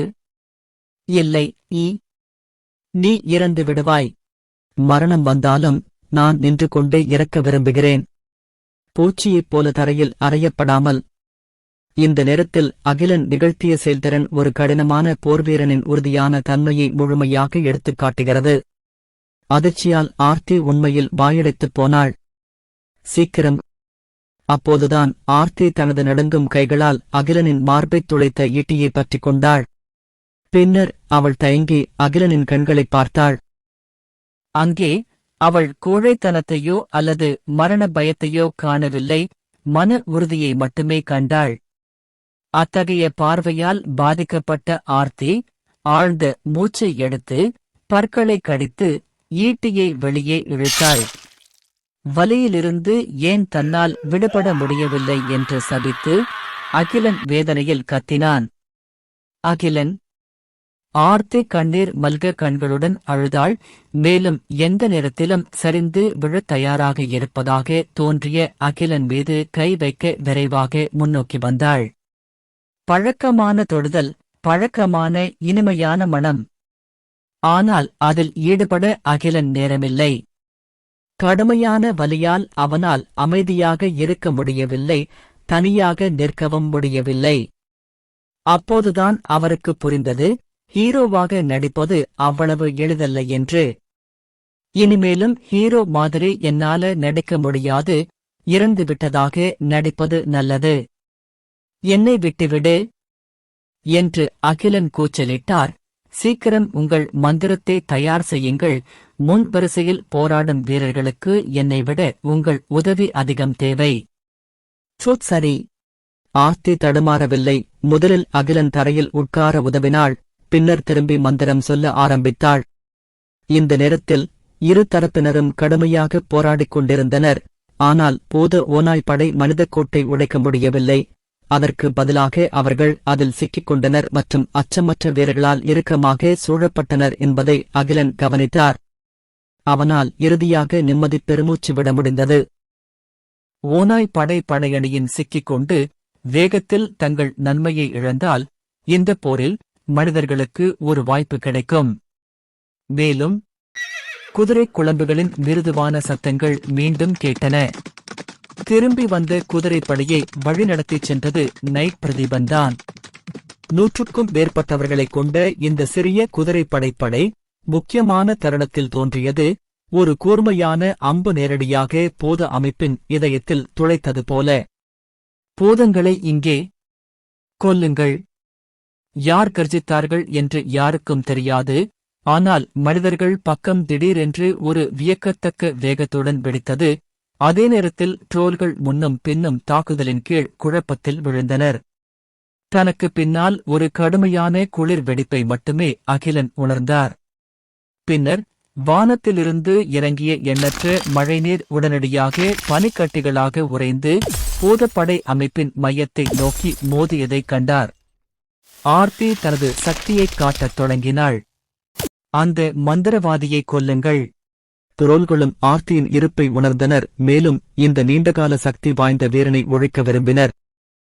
இருப்பினும் தங்கள் தெய்வத்திற்காக போராடும் மனித வீரர்கள் பூதங்கள் வெற்றி பெற எப்படி அனுமதிக்க முடியும்? அவர்கள் வெறித்தனமாக திரண்டு வந்து ஆர்த்திக்கு முன்னால் மனிதச் சுவர்களை உருவாக்கி பூதங்களின் பாதையை தடுத்தனர். இரத்தம் வழிந்து இறந்த உடல்கள் குவிந்து கிடந்தன. போர் அதன் மிக தீவிரமான தருணத்தை எட்டியிருந்தது. திடீரென்று அகிலன் ஒரு சிவப்பு ஒளியின் மின்னலை மட்டுமே பார்த்தார். இரத்தச் சிவப்பு நிற நீண்ட ஈட்டி மனித சுவரின் அடுக்குகளை உடைத்து வியக்கத்தக்க வகையில் ஆர்த்தியின் முன் தோன்றியது. நல்ல வாய்ப்பு! சிறிதும் தயக்கமின்றி அகிலன் முன்னோக்கி குதித்து ஆர்த்தியின் முன் தன்னை நிலைநிறுத்திக் கொண்டார். நீண்ட ஈட்டி மீண்டும் அகிலன் மார்பை துளைத்தது. தொடர்ச்சியான ஈட்டித் தாக்குதலால் ஏற்கனவே துடிப்பதை நிறுத்தியிருந்த அவரது இதயம் மீண்டும் ஒருமுறை உடைந்து போனது போல் அவர் உணர்ந்தார். அகிலன்! ஆர்த்தி அவனிடம் விரைந்தாள். கண்ணீர் கட்டுக்கடங்காமல் கீழே விழுந்தது. ஏன்? டிவி நாடகங்களைப் போல சில மெலோடிராமாக்களை உருவாக்க அகிலன் விரும்பினார். ஆனால் கடுமையான வலி அவரது விருப்பத்தை மூழ்கடிக்கவிருந்தது. இந்த நேரத்தில் ஆர்த்தியின் இதயத்தில் உள்ள ஆழமான நினைவை மிக எளிமையான செயலால் பதிக்க வேண்டும் என்பது அவருக்கு தெரியும். எனவே அவர் கிசுகிசுத்தார். உங்கள் தனிப்பட்ட பொருட்களில் ஒன்றோடு நான் அடக்கம் செய்யப்படுவேன் என்று நம்புகிறேன். இல்லை, நீ சாக மாட்டாய், நீ சாக மாட்டாய். ஆர்த்தி அழுது கொண்டே தலையை ஆட்டினாள். அகிலன் பேசுவதை நிறுத்திவிட்டு மெதுவாக ஆர்த்தியின் காது மடலைத் தொட கையை நீட்டினான். ஆர்த்தி அவரைத் தடுக்கவில்லை. அகிலன் தனது வைர காதணிகளில் ஒன்றைக் கழற்றினாள். அகிலன் காதணியை உள்ளங்கையில் இறுக்கமாக பிடித்துக்கொண்டு மெதுவாக கண்களை மூடினான். இது ரொம்ப வேதனையா இருக்கு. அகிலன் இதயத்தில் கர்ஜித்தான். இருப்பினும் இப்போது தனது செயல்திறன் அவ்வளவு மோசமாக இல்லை என்று அவர் உணர்ந்தார். அவ்வாறு செய்வதன் மூலம் ஆர்த்தி இதயத்தில் ஒரு அழியாத தோற்றத்தை பதித்துவிடுவேன் என்று அவர் நம்பினார். மேலும் இந்த ஓரளவு தெளிவற்ற செயலின் மூலம் அவர் தனது பாராட்டு உணர்வுகளை நுட்பமாக வெளிப்படுத்தினார். ஆர்த்தி போன்ற ஒரு அப்பாவி இளம்பெண்ணின் மீது இது பெரும் தாக்கத்தை ஏற்படுத்தும் என்று அவர் நம்பினார். பாவம், ஆர்த்திக்கு இன்னும் தன் கைகளில் இருந்தவன் இறந்துவிட்டதாக நடிக்கிறான் என்பது தெரியாது. மேலும் இதை பயன்படுத்தி அவளை கணக்கிடவும் முடியவில்லை. இருப்பினும் சிறிது நேரம் அழுத பிறகு அவள் உடனடியாக கண்ணீரை துடைத்தாள். இப்போது துக்கப்பட வேண்டிய நேரமில்லை. ஆர்த்தி மெதுவாக அகிலனை கீழே படுக்க வைத்தாள். பின்னர் உறுதியுடன் திரும்பி தன் மந்திரக்கோலை மேலே உயர்த்தி வார்த்தைகளை முணுமுணுத்தாள். அவளைச் சுற்றி ஒரு வலுவான மர்மமான ஆற்றல் கூடத் தொடங்கியது. மழை இன்னும் அதிகமாக பெய்தது போல் தோன்றியது. மேலும் காற்று மிகவும் அவசரமாக வீசுவது போல் தோன்றியது. வானில் மின்னல்கள் பலமாக இடித்தது. ஆர்த்தி தங்க முடி மீண்டும் பனி வெள்ளையாக மாறியது. அவளுடைய நீல நிற மாணாக்கள் கூட வெளிர் வெள்ளை நிறமாக மாறியது. ஒருபோதும் உருகாத பண்டைய பனி போல. ஒரு கண்ணுக்குத் தெரியாத சக்தி அவளை மெதுவாகத் தூக்கியது. அந்த மந்திரவாதி பெருமையுடன் நடுவானில் நின்று ஒரு தெய்வீக ஜீவனைப் போல போர்க்களத்தை பார்த்தாள். இந்த நேரத்தில் கடுமையான குளிர் வந்தது. கீழே மயங்கிப் போகவிருந்த அகிலன் குளிரில் நடுங்கிக் கொண்டிருந்தான். என்ன நடக்கிறது என்று பார்க்க விரும்பி அமைதியாக ஒரு கண்ணை திறந்தான். அந்த கோணத்தின் காரணமாக ஆர்த்தி உதா மந்திரவாதி உடையும் அதில் வெளிப்பட்டதையும் மட்டுமே அவனால் பார்க்க முடிந்தது. இளஞ்சிவப்பு. அவரது மூக்கிலிருந்து 2 தடயங்கள் இரத்தம் வெளியேறியது. நைட் அகிலனின் காயம் மோசமாகிறது. அத்தியாயம் 25. அகிலனின் உடல்நிலை. இரவு இறங்குகிறது. புள்ளியிட்ட நெருப்புகள் பென் லியு நதியின் வளைவை ஒளிரச் செய்கின்றன. கடுமையான போருக்குப் பிறகு மனிதர்கள் இறுதியாக இறுதி வெற்றியை பெற்றனர். அது ஒரு பிரமாண்டமான வெற்றி. 1000 பேர் கொண்ட படையினரில் பாதிக்கும் மேற்பட்டோர் போரில் கொல்லப்பட்டனர். உயிர் பிழைத்து அனைவரும் காயமடைந்தனர். இருப்பினும் இந்த சண்டைக்குப் பிறகு இந்த பல்வேறு வீரர்களின் மன உறுதி ஒரு தரமான மாற்றத்திற்கு உட்பட்டது. இரத்தம் மற்றும் நெருப்பின் இந்த ஞான ஸ்நானத்திற்குப் பிறகு அவர்கள் ஒரு வழக்கமான இராணுவமாக மாற்றப்பட்டது போல. முகாம் முழுவதும் இரத்தத்தின் கடுமையான வாசனையால் நிரம்பியிருந்தது. மேலும் பல்வேறு சிதைந்த சடலங்கள் இன்னும் சுத்தம் செய்யப்படவில்லை. ஆனால் உயிர் பிழைத்தவர்கள் அதை பொருட்படுத்தவில்லை. அரிய சூடான உணவை ரசித்து பகலில் தங்கள் வீரம் நிறைந்த நிகழ்ச்சிகளைப் பற்றி பெருமையாக பேசினர். கேசவன் கலகலப்பான உரையாடல்களில் சேரவில்லை. அதற்கு பதிலாக அவர் ஒரு வறுக்கப்பட்ட மீனை எடுத்துக்கொண்டு முகாமின் மையத்தில் உள்ள கூடாரத்தை நோக்கி நடந்தார். அவரது இடது காலில் காயம் ஏற்பட்டதாகத் தோன்றியது. அவர் நொண்டி நடந்து கொண்டிருந்தார், சிரமப்பட்டார். இருப்பினும் இந்த முகாமில் இது போன்ற சிறிய காயங்கள் முற்றிலும் முக்கியமற்றவை. மேல் உடலை கட்டுகளால் போர்த்திய ஒரு மாவீரன் கூடாரத்தின் வெளிப்புறத்தில் காவல் காத்துக் கொண்டிருந்தான். கேசவன்தான் ஆண்டர் குடும்பத்தைச் சேர்ந்த ஒரு மாவீரர் என்பதை அறிந்திருந்தார். ஒருவேளை ரோஷன் என்று பெயரிடப்பட்டிருக்கலாம். இந்த மாவீரன் தனது நீண்ட வாளில் சாய்ந்து தலை குனிந்து கண்கள் மூடி மனந்திரும்புவது போலவும் ஒருவேளை ஜெபிப்பது போலவும் இருந்தான்.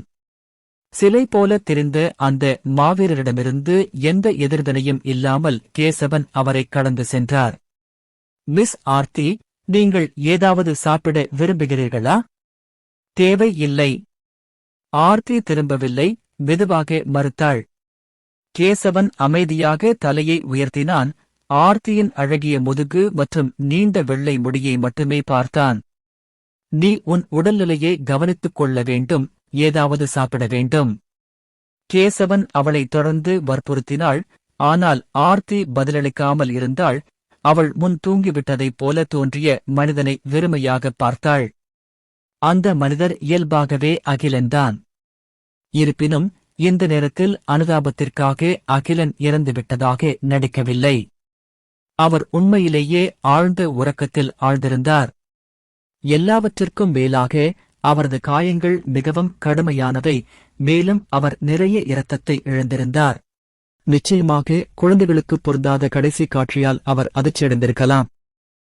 எப்படி இருந்தாலும் அகிலன் முற்றிலும் தூங்கிக் கொண்டிருந்தார். அவர் சுவாசிக்கவில்லை என்றால் எல்லோரும் அவர் இறந்து விட்டதாக நினைப்பார்கள். இவ்வளவு பயங்கரமான காயங்களுடன் அகிலன் உயிர் பிழைப்பார் என்று யாரும் எதிர்பார்க்கவில்லை. உண்மையில் அவர் இப்போது வரை தக்கவைத்துக் கொள்ள முடிந்தது என்பது ஏற்கனவே பலரின் பார்வையில் ஒரு அதிசயமாக கருதப்படுகிறது. ஆர்த்தி மட்டும் விட்டுக் கொடுக்க விரும்பவில்லை. அவள் இன்னும் அகிலன் காயங்களுக்கு கட்டுப்போட்டு அவனை விட்டு வெளியேறாமல் கவனமாக கவனித்துக் கொண்டாள். அகிலன் உதடுகள் சிறிது வெடித்திருப்பதை கவனித்த ஆர்த்தி விரைவாக ஒரு துணி துண்டை தண்ணீரில் நனைத்து அகிலன் வாயில் மெதுவாக துடைத்தாள். இதை பார்த்த கேசவன் பொறாமையால் நிறைந்து, ஆர்த்தியால் பராமரிக்கப்படும் படுக்கையில் படுத்திருப்பவர் தானாக இருந்தால் நன்றாக இருக்கும் என்று கேசவன் ஆசைப்பட்டான். மிஸ் ஆர்த்தி, நைட் அகிலனை நான் கவனித்துக் கொள்கிறேன், நீங்கள் போய் ஓய்வெடுங்கள். தேவையில்லை. ஆர்த்தி தனது கையை அசைத்து கேசவனின் வாய்ப்பை நிராகரித்து சிப்பாயை வெளியேறும்படி சைகை செய்தாள். கேசவனுக்கு வேறு வழியில்லை. தன் ஏமாற்றத்தை மனதில் ஆழமாக புதைத்துவிட்டு கூடாரத்தை விட்டு வெளியேறினான். மியாவ். லிட்டில் ஒயிட் மீண்டும் எங்கிருந்தோ பதுங்கி வந்து அகிலன் பக்கமாக வந்து தனது மனித அடிமையை எழுப்ப முயற்சிப்பது போல் அவரது கன்னத்தை லேசாக நக்கியது. ஆர்த்தி துணியை கீழே போட்டுவிட்டு அகிலனின் வெளிரிய முகத்தை நீண்ட நேரம் விரித்து பார்த்தாள். பின்னர் அவள் தன் கைகளை மார்பின் மீது கட்டிக்கொண்டு பிரார்த்தனை செய்யும் சைகை செய்தாள். ஓ சர்வ வல்லமையுள்ள மகிமையின் ஆண்டவரே, தயவுசெய்து இந்த துணிச்சலான மற்றும் அச்சமற்ற மாவீரருக்கு கருணை காட்டுங்கள். இது ஆர்த்தியின் வாழ்க்கையில் முதல் பிரார்த்தனை. ஒருவேளை மகிமையின் இறைவனிடம் பிரார்த்தனை செய்து முதல் மந்திரவாதியும் அவளாக இருக்கலாம். உங்கள் அருளையும் கருணையையும் காணும் அதிர்ஷ்டம் எனக்கு கிடைத்தால் என் வாழ்நாள் முழுவதும் உமக்கு சேவை செய்வதில் என்னை அர்ப்பணிப்பேன். தன் வாழ்நாள் முழுவதும் மர்மமான உண்மையை பின்தொடர்ந்த பெண் மந்திரவாதி இப்போது ஒரு ஆணுக்காக தன் நம்பிக்கையை ஒரு தெய்வத்திற்கு கொடுக்க தயாராக இருந்தாள். மகிமையின் கர்த்தர் இந்த மந்திரவாதியின் ஜெபத்தை கேட்டாரா? அப்படிப்பட்ட ஒரு மதவெறியரின் மதமாற்றத்தை அவர் ஏற்றுக்கொள்வாரா? வானத்திலிருந்து இறங்கிய ஒளிக்கற்றைகள் எதுவும் இல்லை. தேவதூதர்களின் எதிர்பாராத தோற்றம் இல்லை. அகிலன் அதிசயமாக விழித்தெழவில்லை. எதுவும் நடக்காதது போல் இருந்தது. கூடாரத்திற்கு வெளியே கால் வைத்த நைட் பிரதீபன் மட்டும் திடீரென்று நின்றார். தனக்கு கேட்கக்கூடாத ஒன்றை கேட்டிருக்கலாம் என்பதை உணர்ந்தார். நீண்ட நேரத்திற்குப் பிறகு கூடாரத்திலிருந்து எந்த சத்தமும் வராதபோது பிரதீபன் மீண்டும் முன்னோக்கி நடந்து உள்ளே நுழைந்தார். அவரும் இப்போது பலத்த காயமடைந்தார். அவரது வலது கை முழுவதும் துண்டிக்கப்பட்டு உடல் கட்டுகளால் சுற்றப்பட்டிருந்தது. புதிய ரத்தம் வழிந்து கொண்டிருந்தது. இருப்பினும் அவர் தனது வழக்கமான அமைதியான மற்றும் அலட்சியமான முகபாவனையை வெளிப்படுத்தினார். அவரது காயங்களைப் பற்றி கவலைப்படவில்லை என்று தோன்றியது. மிஸ், முதற்கட்ட உயிரிழப்பு பதிவு முடிந்துவிட்டது. இந்த போரில் நாங்கள் 428 வீரர்களை இழந்தோம். மேலும் 350க்கும் மேற்பட்டோர் படுகாயமடைந்துள்ளனர். மீதமுள்ளவர்கள் லேசான காயமடைந்தவர்கள். இவ்வளவு உயிரிழப்பு விகிதம் பற்றி ஆர்த்திக்கு எதுவும் தெரியாது. அமைதியாக கேட்டுக் கொண்டிருந்தாள். ஆனால் நைட் பிரதீபன் போன்ற ஒரு வயதான நபருக்கு இந்த போர் ஒரு முழுமையான அதிசயம். நீங்கள் பார்க்கிறீர்கள், உயரடுக்கு வழக்கமான இராணுவத்திற்குள் கூட இவ்வளவு உயிரிழப்பு விகிதம் ஒரு முழு இராணுவத்தையும் வீழ்ச்சியடையச் செய்யும் அளவுக்கு போதுமானது. ஆனால் ரிவர்பே முகாமைச் சேர்ந்த இந்த இதர வீரர்கள் இறுதி வரை பிடிவாதமாக போராடி வெற்றி பெற்றனர். ஆர்த்தியின் அந்தஸ்து போதுமான அளவு ஊக்கமளிப்பதாக இருப்பதால் அவர் இதற்கு பங்களித்திருக்கலாம். ஆனால் அதைவிட அதிகமாக ஒரு அவநம்பிக்கையான போரை நடத்துவதற்கான அகிலன் உத்திதான் பலித்தது என்பதை பிரதீபன் அறிந்திருந்தார். இதைப் பற்றி யோசித்துக் கொண்டே படுக்கையில் இருந்த அகிலனை போற்றுதலும் வருத்தமும் கலந்த பார்வையுடன் பார்த்து கேட்டார். மிஸ், அடுத்து நாம் என்ன செய்ய வேண்டும்? இந்த கேள்வியை கேட்டதும் ஆர்த்தி சற்று குழப்பமடைந்தார். உங்கள் கருத்து என்ன?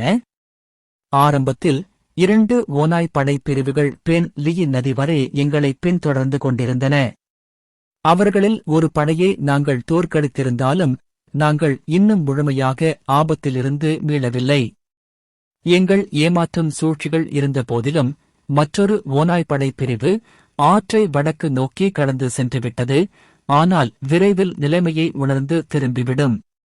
இருப்பினும் நாங்கள் அடைந்த மகத்தான வெற்றி நிச்சயமாக எதிரியை தயங்கச் செய்து எங்கள் உண்மையான பலத்தை சந்தேகிக்க வைக்கும், எங்களை துரத்திச் சென்று போரில் ஈடுபட பயப்பட வைக்கும். எனவே ரிவர் பேயில் தொடர்ந்து பாதுகாக்கவும், அருகிலுள்ள நகரங்களுக்கு வலுவூட்டல்களை கோர தூதர்களை அனுப்பவும் நான் பரிந்துரைக்கிறேன். பூதங்கள் மேலும் பின்தொடர்பவர்களை சேகரிப்பதற்கு முன்பு எங்கள் வலுவூட்டல்கள் வரும் வரை நாங்கள் பாதுகாப்பாக இருப்போம். ஆர்த்தி அமைதியாகிவிட்டாள்.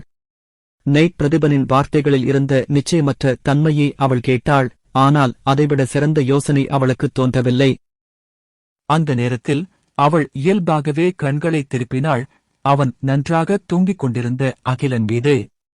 அவர் விழித்தெழுந்திருந்தால் நிச்சயமாக அவருக்கு ஒரு சிறந்த தீர்வு கிடைத்திருக்கும். சரி, நீங்க சொன்ன மாதிரி செய்வோம். ஆம். கூடாரத்தை விட்டு வெளியேறி பிரதீபன் தலை குனிந்து நடந்தான். உதவிக்காக எந்த திசைகளுக்கு தூதர்களை அனுப்புவது, வழியில் ட்ரோல் பின்தொடர்பவர்களால் இடைமறிக்கப்படுவதை தவிர்ப்பது எப்படி என்று அவர் யோசித்துக் கொண்டிருந்தார். குதிரைகள் ஓடிவரும் சத்தம் பிரதீபனின் சிந்தனைகளை தடுத்தது. அவன் தலையை உயர்த்தி பார்த்தான். 2 குதிரை வீரர்கள் முகாமை நோக்கி வேகமாக வருவதைக் கண்டான். அவர்களில் ஒருவரை தனது சொந்த சிண்டியன் ஒருவர் என்று விரைவில் அடையாளம் கண்டு கொண்டார். ஆனால் மற்றவரை அவருக்கு அடையாளம் தெரியவில்லை. இருப்பினும் அந்நியரின் கவசத்தை அவர் அடையாளம் கண்டு கொண்டார். இந்த தூய கருப்பு நிலையான கவசம் முழு மகிமை பேரரசிலும் ஒரே ஒரு இராணுவம் மட்டுமே இதை அணிந்திருந்தது, தி டார்க் கேவலரி. பிரதீபனின் இதயத்தில் மகிழ்ச்சியின் அலை அலையாக பாய்ந்தது. வேரா இருந்த கூடாரத்தின் திசையை அவனால் திரும்பிப் பார்க்காமல் இருக்க முடியவில்லை. அவன் மனதில் ஒரு எண்ணம் பளிச்சிட்டது.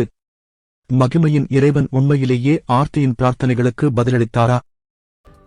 அத்தியாயம் 26. யார் அந்த சூசான்? கேட்டிருக்கியா? டார்க் கேவலரி பக்கத்துல இருக்கு. அவங்க சீக்கிரமே நமக்காக யாரையாவது அனுப்புவாங்க. 2 குதிரைப்படையா? அப்படியா? நிச்சயமாக அது உண்மைதான். நேற்று இரவு டார்க் கேவலரியிலிருந்து சிண்டியன் எங்கள் முகாமுக்குள் நுழைவதைக் கண்டேன். மிஸ் ஆர்த்தி அவரை நேரில் வரவேற்றார். அப்போ நாம பத்திரமா இருக்கோமா? நிச்சயமாக. டார்க் கேவலரி அருகில் இருப்பதால் ட்ரோல்களுக்கு தாக்கும் தைரியம் இருப்பதாக நீங்கள் நினைக்கிறீர்களா? முகாமின் ஒவ்வொரு மூலையிலும் இதே போன்ற உரையாடல்கள் நடந்து கொண்டிருந்தன.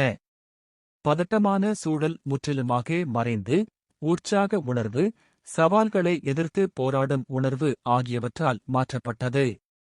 இருண்ட குதிரைப்படை என்ற வார்த்தைக்கு ஏதோ ஒரு மாயாஜால சக்தி இருப்பது போல் தோன்றியது. அவர்கள் அருகில் இருப்பது முழுமையான பாதுகாப்பை குறிக்கிறது. காரணம் எளிமையானது. வடக்கு பிரதேசத்தில் பேரரசின் மிகவும் வலிமையான படையாக 2 குதிரைப்படை இருந்தது. ஆம், உண்மையிலேயே மிகவும் வலிமையானது, வேறு எதனாலும் ஒப்பிட முடியாதது. அந்த படை பெரிதாக இல்லை. அது 50,000 பேரை மட்டுமே கொண்டிருந்தது. ஆனால் அது முழுக்க முழுக்க குதிரைப்படை வீரர்களால் ஆன படை. 50,000 குதிரைப்படை வீரர்களைக் கொண்ட இந்த இராணுவம் வடக்கு பிரதேசத்தின் பாதுகாவலராகவும் பூதங்களுக்கு ஒரு தொடர்ச்சியான கனவாகவும் கருதப்படுகிறது. நண்பகல் நெருங்க நெருங்க பூமி திடீரென்று நடுங்கத் தொடங்கியது. அடிவானத்தில் ஒரு இருண்ட நீரோடை தோன்றி ரிவர் பே முகாமை நோக்கி விரைவாகப் பாய்ந்தது. ஆனாலும் முகாமில் இருந்த யாரும் பீதியடையவில்லை. ஏனென்றால் எல்லோரும் ஏற்கனவே கருப்பு மற்றும் கம்பீரமான சிங்கக்கொடி காற்றில் படபடப்பதைக் கண்டிருந்தார்கள். வடக்கு பிரதேசத்தின் பிரபுக்களின் பேச்சு, செயின்ட் இல் குடும்பம் ஒரு தங்க சிங்கம். எனவே வடக்கில் வேறு எந்த குடும்பங்களும் சிங்கத்தை தங்கள் சின்னமாக பயன்படுத்த துணியவில்லை. புதிதாக வந்தவர்கள் செயின்ட் இல் குடும்பத்தைச் சேர்ந்தவர்கள் என்பது தெளிவாகத் தெரிந்தது. ஆனால் செயின்ட் இல் குடும்பத்தைச் சேர்ந்த எந்த ஒரு சாதாரண உறுப்பினரும் தங்க சிங்கத்தை கருப்பு நிறமாக மாற்றத் துணிய மாட்டார்கள். ஒரே ஒரு விதிவிலக்கு இருந்தது. அவர் தற்போதைய வடக்கு டியூக்கின் தம்பி, இருண்ட குதிரைப்படையின் உச்ச தளபதி சுசான் செயின்ட் ஹில்டே. டியூக்கின் முதல் மகனான டியூக் அஜயனைப் போலல்லாமல் பெயரளவு பிரபுத்துவத்தைக் கொண்டிருந்த சுசான் ஒரு உண்மையான பிரபுவாக இருந்தார். அவர் உண்மையில் வடக்கு பிரதேசத்தில் இருந்த ஒரே உண்மையான சுசான் ஆவார். அவரது பிரதேசம் முழு வடக்கு பிரதேசத்தின் கிட்டத்தட்ட 1/4 கொண்டிருந்தது. இந்த பரந்த நிலப்பரப்புதான் சுசானுக்கு டார்க் குதிரைப்படையை பராமரிக்க அனுமதித்தது. இது முற்றிலும் குதிரைப்படையைக் கொண்ட ஒரு வலிமையான படையாகும். இராணுவம் நெருங்கி வந்ததும் ஆர்த்தி அவர்களை வரவேற்க முன்வந்தார். அவளுக்கு பின்னால் உற்சாகம், வைராக்கியம், வெறித்தனம் கூட கலந்த வீரர்கள் கூடியிருந்தனர். வடக்கு பகுதியில் கிட்டத்தட்ட அனைத்து இளைஞர்களும் டார்க் குதிரைப்படையில் சேருவதை மிக உயர்ந்த கௌரவமாக கருதினர். ஆனால் டார்க் குதிரைப்படையின் ஆட்சேர்ப்பு தரநிலைகள் மிகவும் கடுமையானவை. புதிய ஆட்சேர்ப்புகளில் மக்கள் ஆர்வம் காட்டுகிறார்களா என்று கேள்வி எழுப்பும் அளவுக்கு இது அதிகமாக இருந்தது. குதிரைகளின் அண்டை வீட்டாருக்கு மத்தியில் இருண்ட குதிரைப்படை மெதுவாகத் தொடங்கியது. கருப்பு அங்கி அணிந்து குழுவை வழிநடத்திய மாவீரர் தனது தலைக்கவசத்தின் முகமூடியை தூக்கி தனது கம்பீரமான முகத்தை வெளிப்படுத்தினார். மாமா சுசான். கண்களில் கண்ணீர் வழிய ஆர்த்தியால் கூச்சலிடாமல் இருக்க முடியவில்லை. தப்பிக்கும் வழியில் அவள் சந்தித்த அனைத்து கஷ்டங்கள், போராட்டங்கள் மற்றும் இழப்புகள் இந்த 18 வயது உன்னத பெண்ணின் மன உறுதியை சோர்வடையச் செய்தன. அவளுடைய வலுவான ஆதரவு தூணைக் கண்டதும் இப்போது அவள் கொஞ்சம் கட்டுப்பாடில்லாமல் நடந்து கொள்வது தவிர்க்க முடியாததாக இருந்தது. சுசான் குதிரையிலிருந்து இறங்கி முகத்தில் மென்மையான புன்னகையுடன் ஆர்த்தியை நோக்கி நடந்தார். நீ வீட்டிற்கு வருக. பிரபுக்களின் அலங்காரத்தை பராமரிப்பதில் இனி அக்கறை கொள்ளாமல் ஆர்த்தி வேகமாக முன்னேறி சுசானின் கைகளில் பாய்ந்து அணைத்துக் கொண்டாள். சுசான் மனம் சந்தோஷத்தில் சிரித்தார். ஆர்த்தி முதுகில் மெதுவாகத் தட்டிக் கொடுத்தார். நீ அந்த ட்ரோல்களைப் பார்த்து உண்மையிலேயே பயந்து விட்டாய் போலிருக்கிறது. கவலைப்படாதே, உன் மாமா உனக்காக பழி வாங்குவார். மாமா ஆர்த்திக்கு திடீரென்று சங்கடம் ஏற்பட்டது. நிச்சயமாக வடக்கு பிரதேசத்தை ஆக்கிரமித்த எந்த பூதங்களும் உயிருடன் திரும்பி வராது. சுசான் பனி வெள்ளை முடியுடன் கார்த்தியை பார்த்து குளிர்ச்சியாக மின்னும் கண்களுடன், அது என் வார்த்தை என்று அறிவித்தார். சுசானிடமிருந்து இதுபோன்ற கிட்டத்தட்ட திமிர்பிடித்த வார்த்தைகள் மிகவும் இயல்பாக ஒலித்தன. சுசான் தனது வாக்குறுதியை நிறைவேற்றும் திறன் உள்ளதா என்று அறையில் யாரும் சந்தேகிக்கத் துணியவில்லை. இருண்ட குதிரைப்படைக்கு தலைமை தாங்கிய இந்த சுசானின் போர்க்களத்தில் ஒரு தெய்வமாக இருந்தார். உங்களைச் சந்தித்ததில் பெருமைப்படுகிறேன் சுசான். நெய்ட் பிரதீபன் மரியாதை செலுத்த விரைந்தார். நெய்ட் பிரதீபன், சுசான் அந்த மனிதனின் காலியான வலது கை சட்டையை குறிப்பிட்டு, உன் இழந்த கைக்கு நான் வருந்துகிறேன் என்று கூறினார். என் எதிராளி மிகவும் கொடூரமானவர், அவர் தலையை இழந்தார். நல்லது. அதுதான் ஒரு வடக்கு நைட்டின் ஆவி. சுசான் தனது பாராட்டை மறைக்காமல் பிரதீபனின் மார்பில் பலமாக சில முறை அறைந்தார். வழக்கமாக அமைதியாகவும் ஒதுங்கியே இருக்கும் நைட் பிரதீபன் கூட வடக்கு பிரதேசத்தின் இந்த போர்வீரக் கடவுளின் முன்னிலையில் அரிய மரியாதையையும் உற்சாகத்தையும் காட்டிக் கொண்டிருந்தார். அவர்களுக்கு பின்னால் இருந்த வீரர்களைப் பற்றிச் சொல்லவே வேண்டாம். அவர்களில் பெரும்பாலோருக்கு வடக்கின் புகழ்பெற்ற சுசானை பார்ப்பது இதுவே முதல் முறை. அவர்கள் ஒவ்வொருவரும் உற்சாகத்தால் ஆச்சரிய கண்களால் நிறைந்திருந்தனர். ட்ரோல்களுக்கு எதிரான ஒரு குற்றச்சாட்டில் மரணம் வரை அவரை பின்தொடர சுசானின் கட்டளைக்காக காத்திருப்பது போல. சுசானின் உயரமான உருவத்தை பார்த்துக் கொண்டு நின்று கொண்டிருந்த வழக்கமாக திமிர்பிடித்த கேசவன் கூட தனது உற்சாகத்தை அடக்க முடியவில்லை. நான் அவரைப் போல இருக்க விரும்புகிறேன். கேசவன் தன் இதயத்தில் அமைதியாக அறிவித்தான். சுசான் வீரர்களைக் கையாண்ட பிறகு ஆர்த்தி இறுதியாக தனது கோரிக்கையை வைக்க நேரம் கிடைத்தது. மாமா, முகாமில் நிறைய பேர் காயமடைந்துள்ளனர்.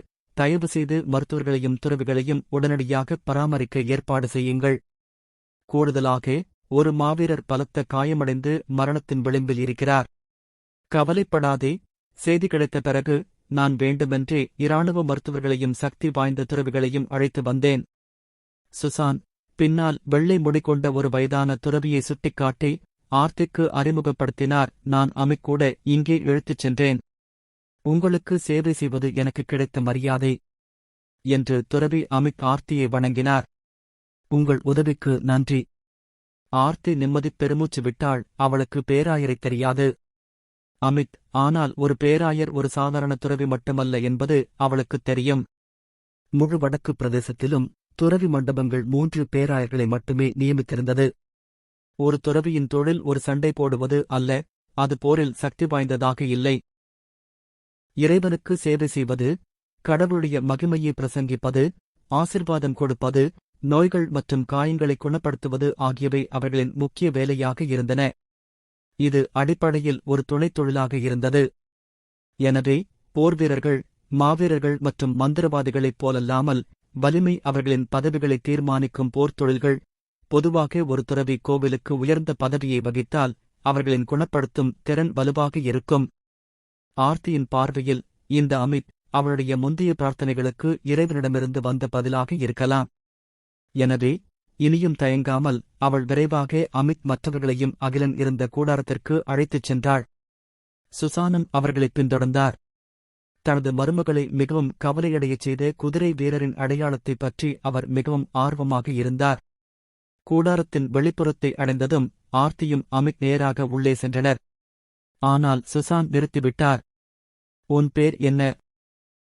கூடாரத்திற்கு வெளியே காவல் காத்துக் கொண்டிருந்த மனிதனை அவன் கவனித்திருந்தான்.